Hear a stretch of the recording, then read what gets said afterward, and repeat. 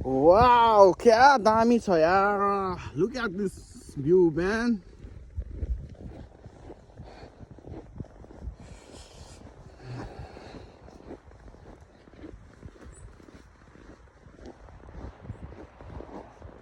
wow man ल हेर्नुहोस् guys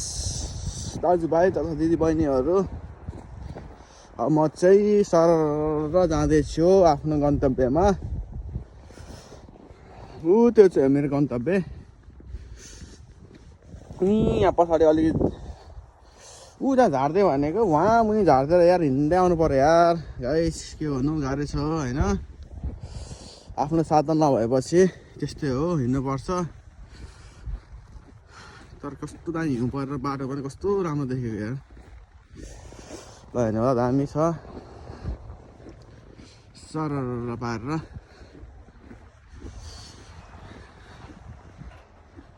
views पनि राम्रै छ हाम्रै नेपाल जस्तो छ ठाउँहरू पनि केही फरक छैन अलि बाटोहरू राम्रो छ त्यति मात्रै फरक छ यो चाहिँ कोरियाको अलिकति गाउँ एरिया हो त्यही भएर यस्तो भएको सहर एरिया त अलिकति राम्रै छ धेरै विकसित भइसक्यो अब हिँड्दैछु म आफ्नो गन्तव्यमा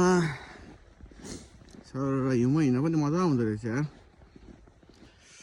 सर पारेर सुई सुई सुई सुई होइन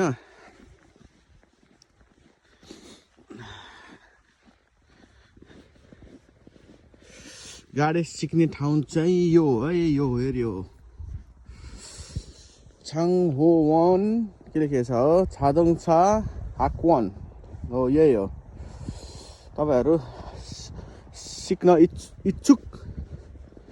मानिसहरू चाहिँ यहाँ आउनु होला एकदम राम्रो सिकाइदिन्छ तपाईहरूलाई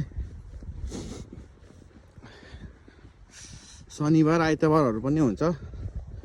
किनकि हामी विदेशीहरूलाई अरू शनिबार आइतबार बाहेक अरूमा टाइम मिल्दैन नि त काममा जानुपर्छ यताउता यहाँ चाहिँ शनिबार आइतबार पनि सिकाइदिन्छ राम्रोसँग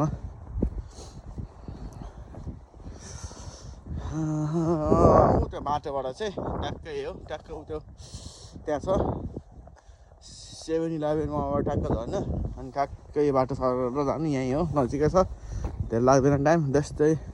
हिँडेर 5 मिनट जति लाग्छ त्यहाँबाट